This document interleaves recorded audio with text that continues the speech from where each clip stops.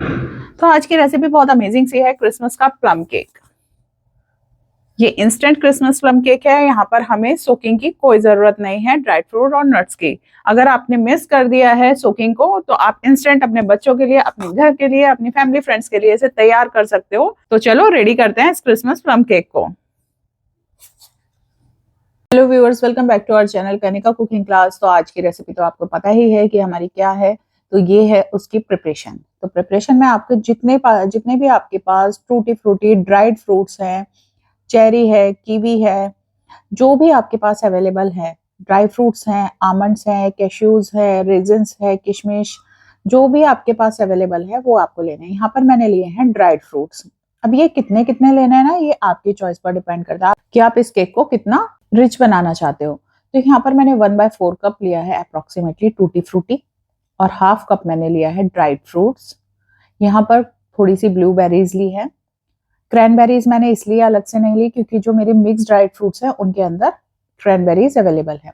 थोड़े से मैंने चॉप्ड कैश्यूज लिए हैं, ये भी अप्रोक्सीमेटली 1/4 कप है।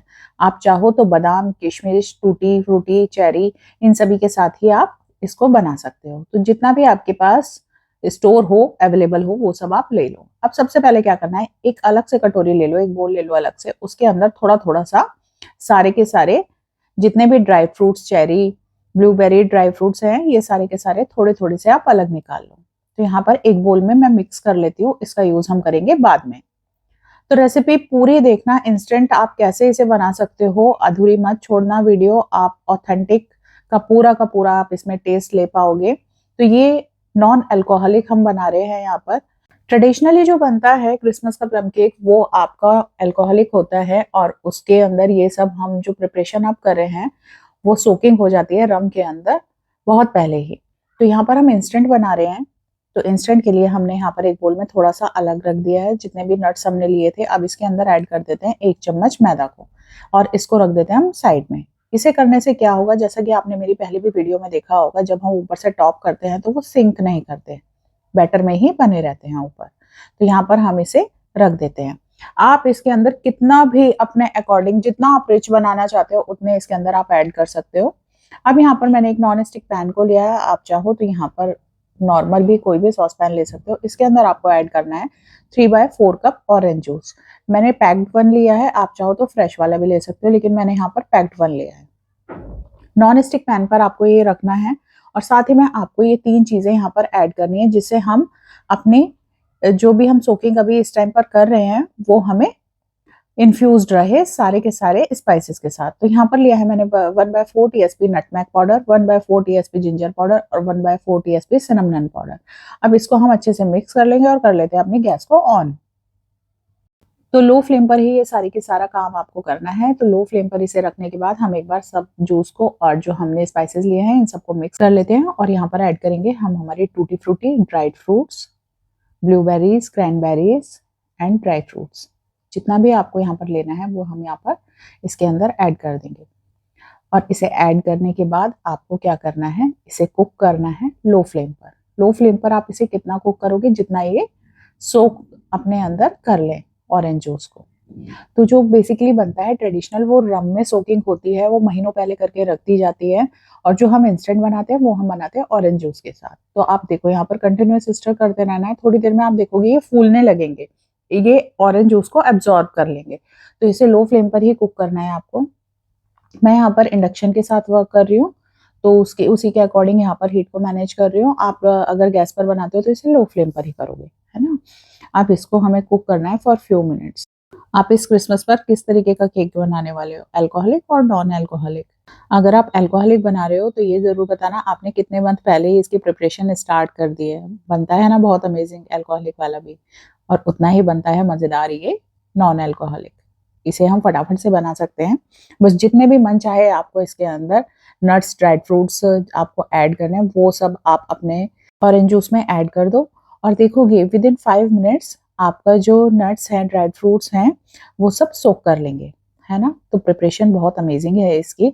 इससे क्या होता है, जब हम इसके अंदर स्पाइसेस को ऑरेंज जूस में ही ऐड करने के बाद इसे कुक करते हैं, तो जो हमारा स्पाइसेस का अरोमा होता है जो उसका टेस्ट होता है वो इन्फ्यूज हो जाता है हमारे सारे के सारे ड्राइड फ्रूट्स और इन सब के साथ।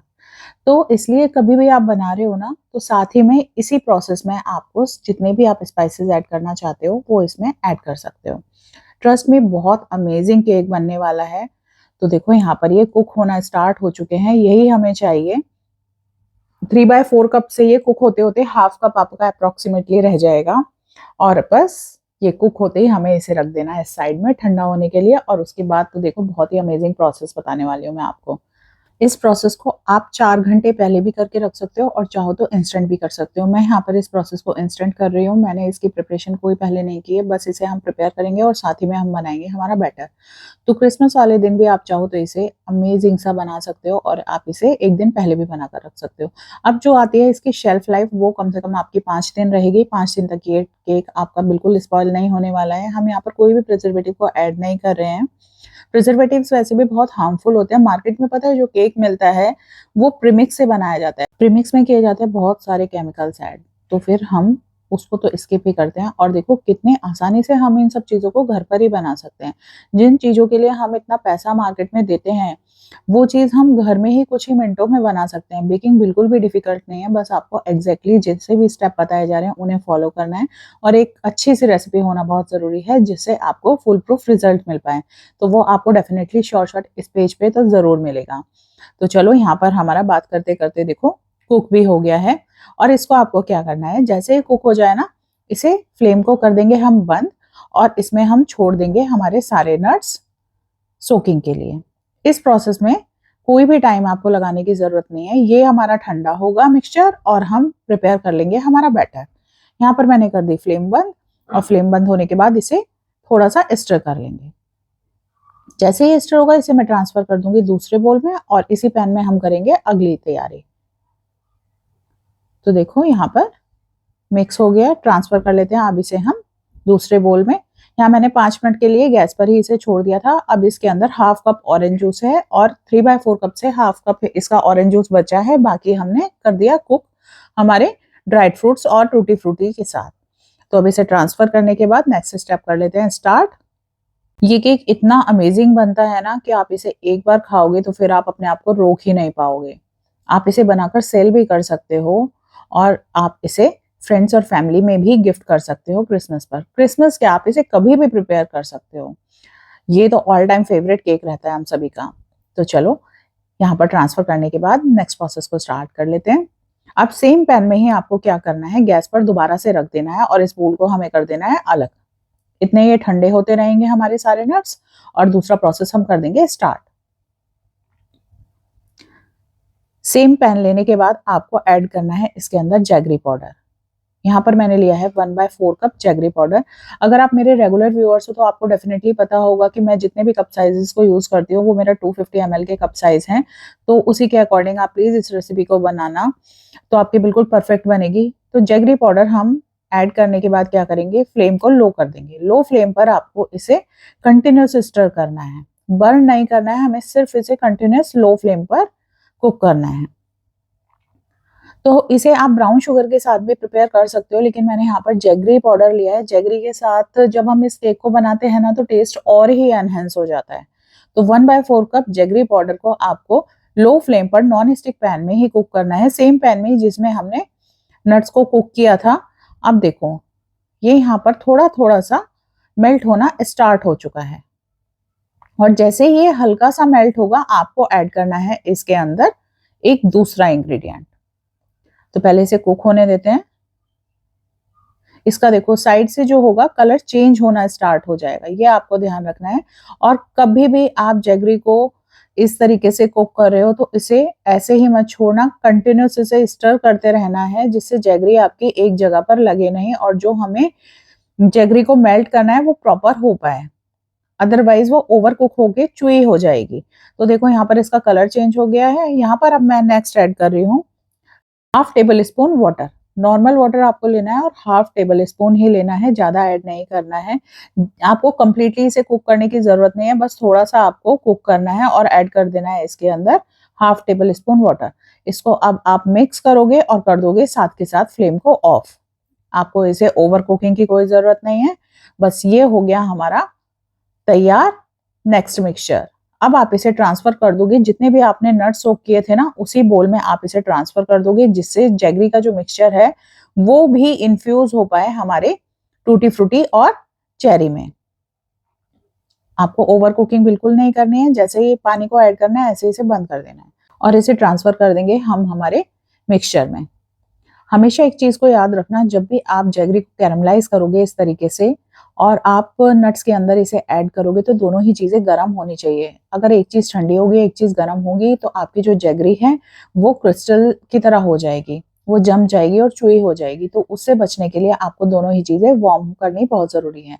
तो साथ के साथ ही इस प्रोसेस को करते जाओगे। तो अब हम यहाँ पर इसे मिक्स करके छोड़ देंगे 5 से 7 मिनट के लिए और इतने में हम तैयार कर लेंगे हमारा बैटर। तो ये देखो अभी भी इसके अंदर से धुआं निकल रहा है, दैट मीन्स अभी भी ये गर्म ही है। तो इसे हम साइड कर देते हैं। अब इस तरीके से हम इसको यूज करेंगे ना तो आपका जो केक बनेगा क्रिसमस का प्लम केक बहुत ही रिच और बहुत ही अच्छे फ्लेवर्स के साथ बनेगा। ये था हमारा स्टेप 1 इंस्टेंट केक के लिए। यहाँ पर देखो इसका कलर बहुत ही अच्छा आया हुआ है और ये ऑलमोस्ट ठंडा भी हो चुका है। तो नेक्स्ट स्टेप स्टार्ट कर लेते हैं। नेक्स्ट स्टेप के लिए आपको एक बड़े सा बोल लेना है, उसके अंदर ऐड करना है 1/4 कप सॉल्टेड बटर। यहाँ पर मैंने सॉल्टेड बटर लिया है और साथ ही में ऐड करना है यहाँ पर 1/4 कप अनफ्लेवर्ड ऑयल। सारे कप साइज अगेन मैं बता रही हूँ 250 ml के हैं। एज इट इज फॉलो करना रेसिपी को आप।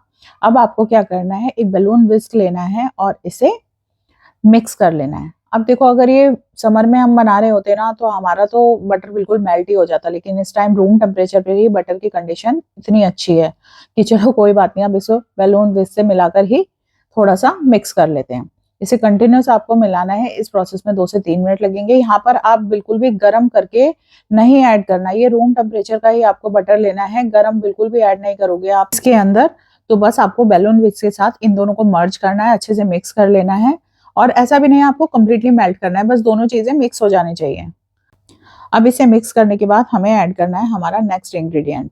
ठीक है, एक और बात, जब भी आप कोई भी इंग्रेडिएंट को यहाँ पर यूज करोगे बेकिंग के अंदर तो आपको सारे ही इंग्रेडिएंट रूम टेम्परेचर पर लेने हैं। कोई भी ऐसा इंग्रेडिएंट नहीं लेना जो फ्रिज से निकाला और डायरेक्ट आपने यूज किया।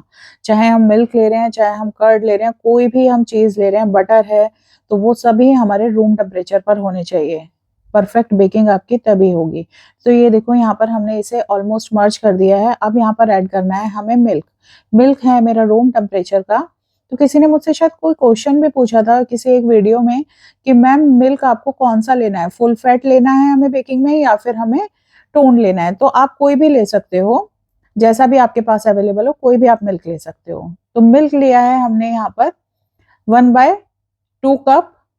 साथ में जाएगा हाफ टेबल स्पून विनेगर और इसके साथ आप ऐड करोगे हाफ कप ही curd. Half cup milk, half cup curd और half tablespoon vinegar, 1/4 cup butter, 1/4 cup oil, इन सबको लेकर आप मिक्स कर लोगे। अब बटर देखो बिल्कुल सेपरेट रहेगा, उससे कोई दिक्कत नहीं है। ये सब आपको मिक्सचर बनाना है और साथ ही में आपको यहाँ पर ऐड करना है शुगर। यहाँ पर मैंने कैस्टर शुगर लिया, आप चाहो तो यहाँ पर पाउडर्ड शुगर ले सकते हो। ये जाएगा 1/2 कप। हाफ कप हम यहाँ पर पिसी हुई चीनी को ऐड करेंगे या फिर हम कैस्टर शुगर को ऐड कर लेंगे और साथ ही में ऐड करेंगे 1 tablespoon cocoa powder. Cocoa powder हमेशा ना अनस्वीटेंड यूज करना चाहिए। मेरे पास बहुत सारी क्वेरीज भी रही थी, इवन मेरे व्हाट्सएप पर भी बहुत मैसेज आया था कि मैम जो बेकिंग हम करते हैं उसमें आप अनस्वीटेंड क्यों मिलवाते हो। क्योंकि देखो अनस्वीटेंड इसलिए मिलाया जाता है कि जो शुगर का रेशो है वो आपके केक का स्पॉइल ना हो, जिससे आपके पूरे जो केक आप बना रहे हो उसमें रेशो चेंज ना हो। स्वीटेंड वाले में ऑलरेडी चीनी मिली होती है, कितनी मिली होती है वो टोटली हमें नहीं पता है। तो हम जो अपने आप से रेसिपी क्यूरेट कर रहे हैं वो रेसिपी हो जाती है चेंज। तो इसलिए कभी भी आप कोई भी आप रेसिपी बना रहे हो हमेशा अनस्वीटेंड ही कोको पाउडर बोला गया है, तो अनस्वीटेंड ही लेना है, स्वीटेंड नहीं लेना है। अगर आप स्वीटेंड ऐड करोगे तो देखो मेरी कोई गारंटी नहीं है आपको रिजल्ट कैसे मिलेंगे। अब चलो 1 टेबल स्पून कोको पाउडर को ऐड करने के बाद हम ऐड करेंगे इसके अंदर half TSP to 1 TSP vanilla essence. मैंने यहाँ पर एक्सट्रैक्ट को लिया है, आप चाहो तो एसेंस ले सकते हो।